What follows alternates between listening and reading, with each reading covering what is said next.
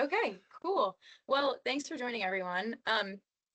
We have decided to run this agroforestry series after doing a needs assessment in the Northeast, focusing on CSAF practices and how different states are doing with the program. And we found that one of the most significant needs was more information on agroforestry practices.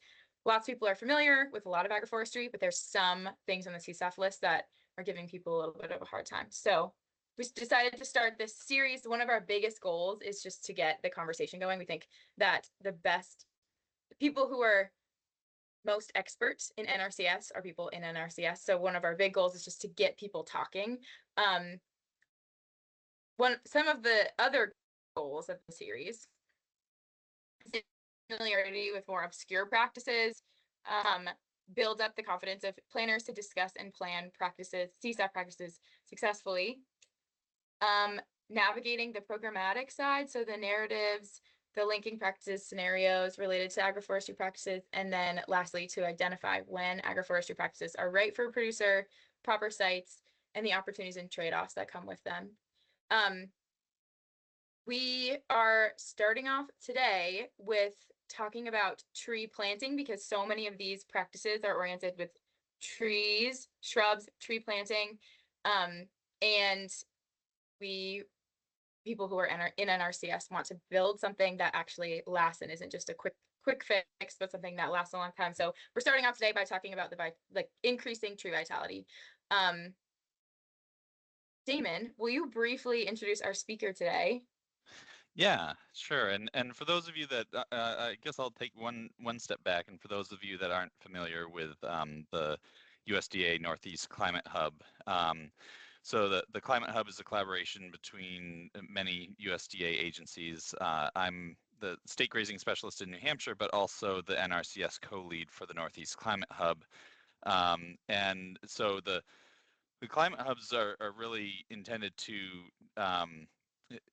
develop and kind of provide region-specific information and technologies for USDA agencies and our partners to help with climate-informed decision-making and provide assistance to, in implementing those decisions.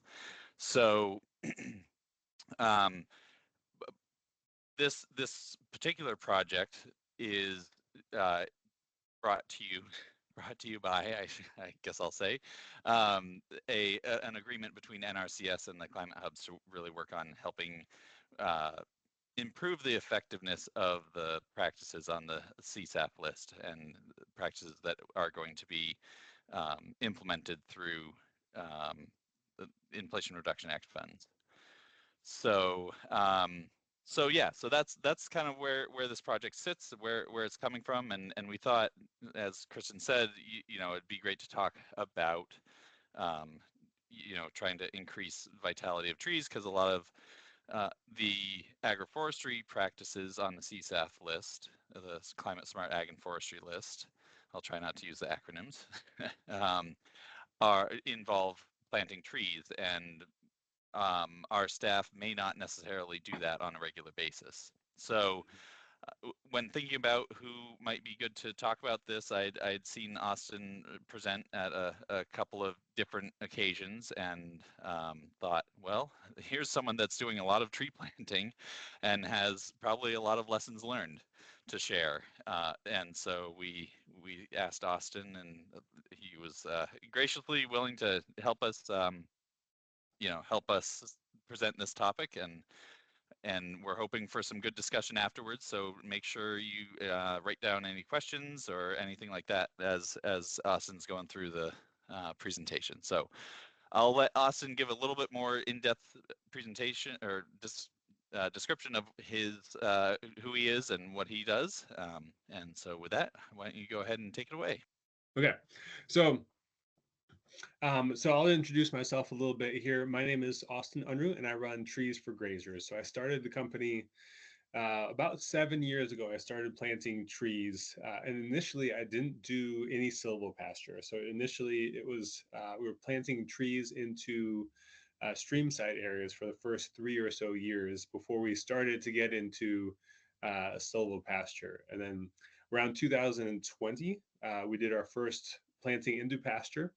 And then since then, that has become our main thing that we've really run with.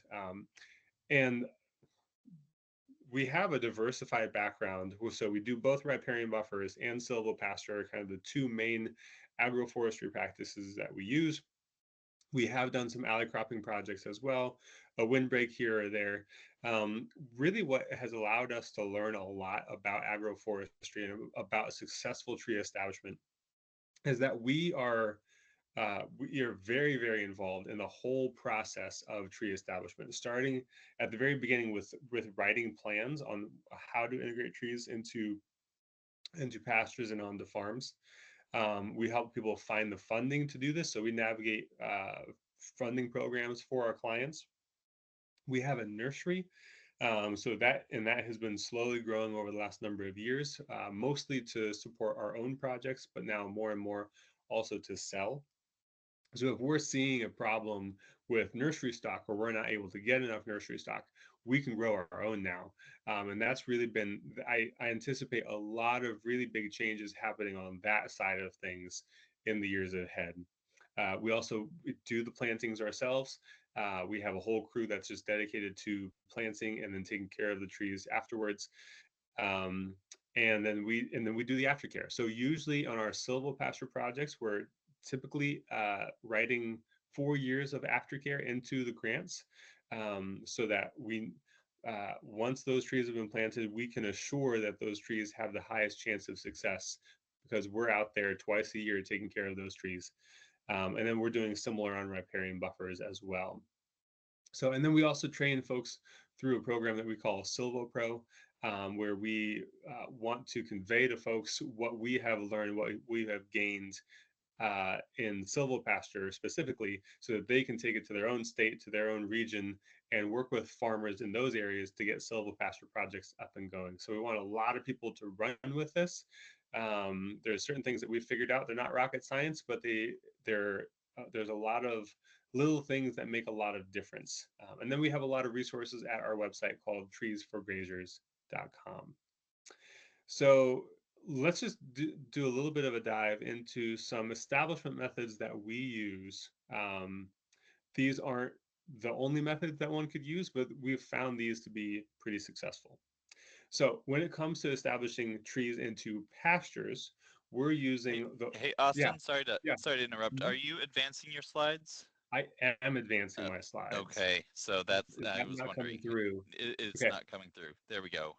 Now, yep, now we see slide 3.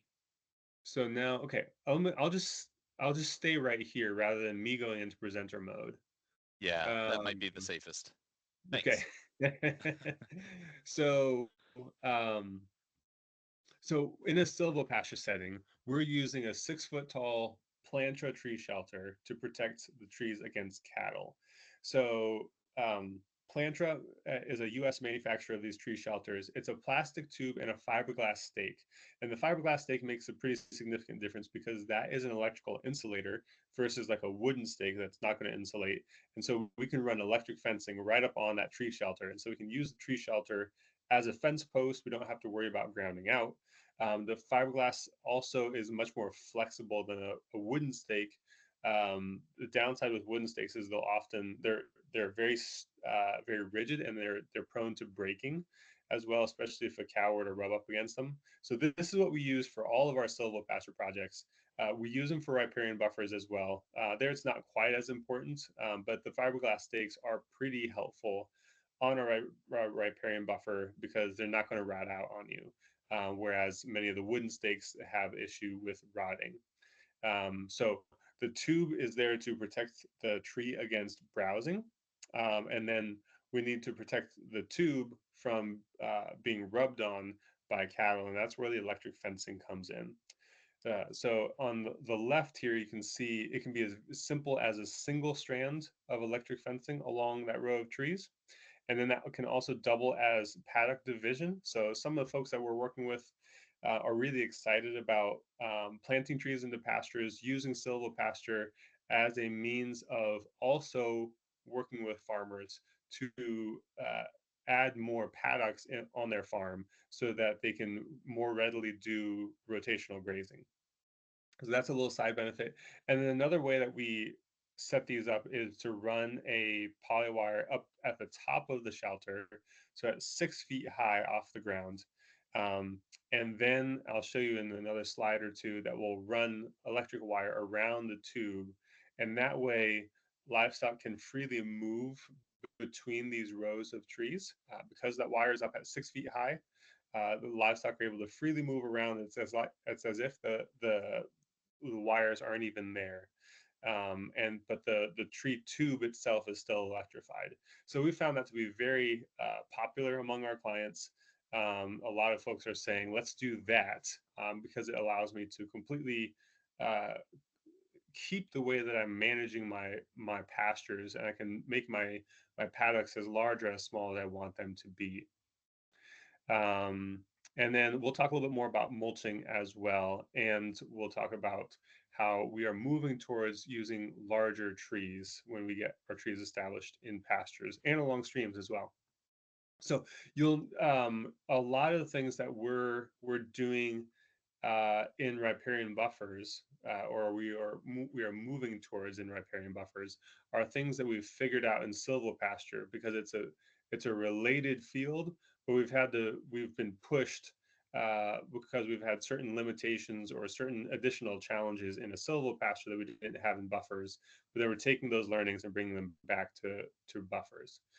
So this is just to illustrate right here what it looks like when we run electric fencing and we wrap the tubes. So we're just running a little bit of aluminum wire, about 6-7 feet of aluminum wire. We're tying that off at the top, or wrapping it around the poly wire rather, and then we're looping it around the tree tube. So very, very simple setup, but it has proven to be very effective in keeping livestock off of tree shelters, even in a continuously grazed paddock where there's a lot of livestock pressure. We found this to be very effective. Some of the alternatives that we're looking at that I anticipate using more of in the years ahead include using these mesh wraps. So these wraps are 43 inches tall. These are manufactured by Plantra again. And they're tall enough to prevent buck rub, but they have to be used in concert with trees that are above browse height. So one thing I would like to do is I would like to come out to fields with less plastic. Right now, oftentimes we're coming out to a project with, let's say, 500 pounds of plastic and fiberglass and 20 pounds of trees. What I want to do instead is I want to come out with 100 pounds of trees and 5 pounds of plastic, and just use it more effectively, so that we don't have as much cost in plastic. We don't have as much removal as well, and less plastic getting into the environment. And I think we can achieve that, and I think we can achieve it cost effectively by using taller trees, both seedling trees and also live stakes. So this is something that we've picked up on the silvopasture side and are also using on the riparian buffers. So in this picture here, you see the bottom of I think this was a 14-foot tall live stake. So that's just a dormant cutting of, in this case, a willow. You can use it with willows and poplars and cottonwoods and sycamores and a variety of other species. And then we grow them to be tall and straight and uniform and 1 or 2 years old. Generally we're using 10-foot tall live stakes on silvopasture, and then about 8-foot tall live stakes on riparian buffers, so that they're above the browse height of cattle or deer, respectively. And we're finding it's a very, very effective way to get trees established. Your tree is already above browse height. You're able to install it really quickly because you don't have roots, and it's just a very small hole that you have to make. It does have to be deeper than most other tree plantings, but you're able to move pretty quickly in getting these trees established. And we've had really, really good success with them. So that's one thing that I'm looking to do more of in the years ahead. And again, this comes back to us having control over our nursery stock. and being able to make changes there is I want to go with larger trees where we're able to then make significant savings on the tree shelter, and also get the trees like 2 years older, or 2 years beyond where they would be otherwise. And so we have less maintenance issues there as well, when the tree is just already more sizable and robust. We like to use a good bit of mulch on our projects. We find it's a really good means of taking care of that tree in the first years, the most critical years of establishment. So mostly we're using wood chip mulch. I find that it's the best way of watering a tree, is to conserve the water that's already there in the soil. The more is better. So our standard at this point is using 10 gallons, so 2 5-gallon buckets worth of wood chips around every tree. And we find that to be a nice dose of wood chips that'll last 1 to 2 seasons. But the more that you can add, the better. It does a good job of, so it's watering the tree or keeping the moisture in the ground. It is suppressing weed competition as well for the first year or two. And then it's also creating a more fungal soil biology right there. So those are kind of the three things that we're after with the wood chips. If you're not able to use wood chips, there are some other alternatives. I put a picture in there of coconut mats. We've used them. I bought a whole bunch of them years ago, and I still have most of them, unfortunately, because we found that there's they like to create, they're a very good environment for voles. It's like a flat roof that doesn't cave in on voles, and they can scurry underneath there. And voles are our number one killer of trees. So unfortunately, we don't use them very much, although I'll explain a little bit. We might be able to again in the future if we have really good vole control. We're working with Stroud Water Research on using stone mulch in buffers, and we were some of the first ones to experiment with them with Stroud. They're very useful in a riparian buffer setting, specifically to prevent voles from getting in around the trees. And it's useful in a silvopasture. We don't use it because I'd rather go with the wood chip mulch because of all the additional benefits that it's providing versus the stone. But in riparian buffers, we do quite a bit of stone mulch. There's folks that use plastic, like plastic weed mats. I really don't like adding more plastic that you know is just going to decompose right there. But it's an option. It's logistically very simple. It's very light. So it's probably better than no mulch, especially for the sake of the tree and growth. And then herbicides. We do a lot of spraying around trees in riparian buffers. That's kind of the standard in our area. Although more and more of that is being replaced by stone mulch.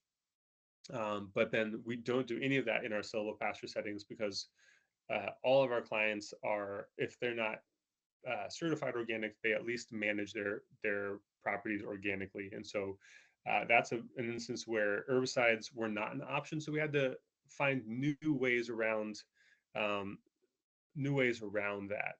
And one of the things that we came up with, this is specifically around voles. So herbicides are used in riparian buffers both to control vegetation, both so that the tree can grow faster, but then also, and this is a large part of it, to reduce vole habitat so that you have an open area that voles feel exposed in. So because we can't do that in our silvopastures, and because there is a pretty heavy vole population in many of those, we had to come up with something else, and we use a vole guard, right? We've been using this one on the left, a vinyl spiral guard, and they're usually sold for protection against deer rub, buck rub. We're moving more towards this one now that has more ventilation. Again, it's that wrap, that planter cells, but we just cut it down to about 8 inches a piece. And the goal there is to have something that fits up snugly around the tree that's going to prevent voles from girdling above ground. And then we're also adding what we call a vole deterrent. So it's just a mix of blood meal and a granulated castor oil. We're putting those in every time that we do maintenance in the fall to deter voles from doing, especially from doing below ground girdling. So it's just another layer of protection, another layer of insurance. We've had pretty good success with it. We've had relatively low vole damage, even though we have a lot of trees and out in pastures without any herbicides around them.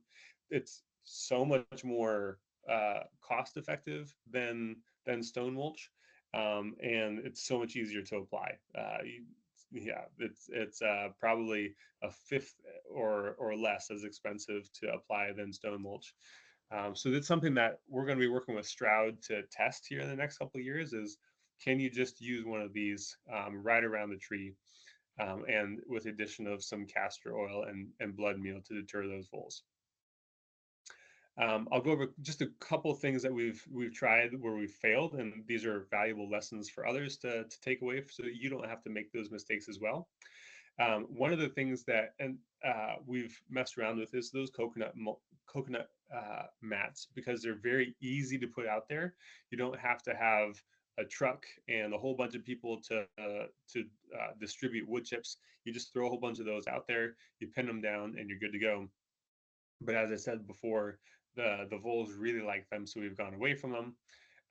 We've had issues with planting expensive grafted trees that were, let's say, $40. With persimmons in particular, persimmons we find is one species that likes to die back to the roots if it's stressed, and it'll come back from the roots. But if it's a grafted tree, and it comes back from the roots, it's really just a really, really expensive seedling. We don't use small stock as much as possible. Like we generally aim for a stock that's uh, 2 to 4 feet at least. And as I said, we're moving towards larger and larger stock as well, like 6 to 8 feet tall.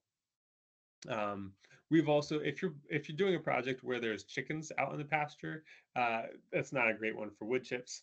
And then finally, one thing that we tried was this like open mesh tube. We used this on some apples in a project because we wanted more airflow through those apples on a silvopasture project. But unfortunately, the apples would grow their branches through the mesh, and then the cattle would find those leaves, and they would browse the leaves off, and they really quickly got to have a taste for an appreciation for apple leaves. So they would push those shelters down and really put a lot of pressure on them. So eventually we had to switch those all out to a more traditional solid plastic tube. So those are a whole bunch of things that we've tried, and there's a whole bunch of other things that we've thrown up against the wall and it hasn't stuck. Touching on aftercare here, there are a couple issues with these planter tree shelters. We haven't found any product that's better yet. But that's another reason that we're kind of moving towards larger tree stock, is that we don't have as much downside from the tree shelter. We're able to grow those trees out in the open, out in the nursery, and they can be taller and sturdier, and less floppy when we put them out in the field. So one of the issues of putting trees in these tree shelters is they'll grow up nicely in the tree shelter, but they'll be very, very skinny when they come out because they've been confined to a tree tube for 6 feet of height of growth. And then when they come out, they're very skinny, they're very floppy. On these tree tubes, they're able to, once they come out, they get abused by the wind, and there's often rubbing at the top of the tree tube. So that's one issue that we found with these. We also do corrective pruning. Let's say someone goes in there and they slide the tube up, and then they slide the tube down again, doing a maintenance check, maybe weeding inside of the tube, but the tree has gotten caught in the vents. Oftentimes that the tree will then get pulled down, and you'll see it grow in like a corkscrew type design. So then we have to go in and correctly prune that. There's also a little bit of an art to figuring out when the stake is ready to be removed, or when the tree is ready to have the stake removed and still be able to support itself, as well as the tube. Those are things that we're we're still figuring out as we get to year 4 and 5 of our silvopasture plantings. And again, the more well balanced and natural the form of a tree that we're planting, the less maintenance that there's going to be. So that's something that we're going to be working on the nursery side and experimenting with. And then just the last slide here, because I know I'm getting towards the end, is species selection. So very different, obviously, when we're talking about a silvopasture versus a riparian buffer. But on our silvopasture, just briefly, uh, the main thing that brings farmers to us is shade. Uh, but then we also want to integrate trees that are going to provide more than just shade. So we often work with farmers to do a combination of fast growing shade trees that are going to provide them with that shade in, let's say, 4 or 5 years. So black locust, poplars, willows, sycamores are all going to grow really, really fast. They also work well for riparian buffers, especially the poplars, the willow, the sycamore, the more wet-loving species. They work really nicely for riparian zones, and they can get that shade established over the creek really, really nicely. In ruminant systems, so working with cattle in particular and sheep and goats, we're looking at a lot of honey locust, persimmons, apples, and pears in the Northeast.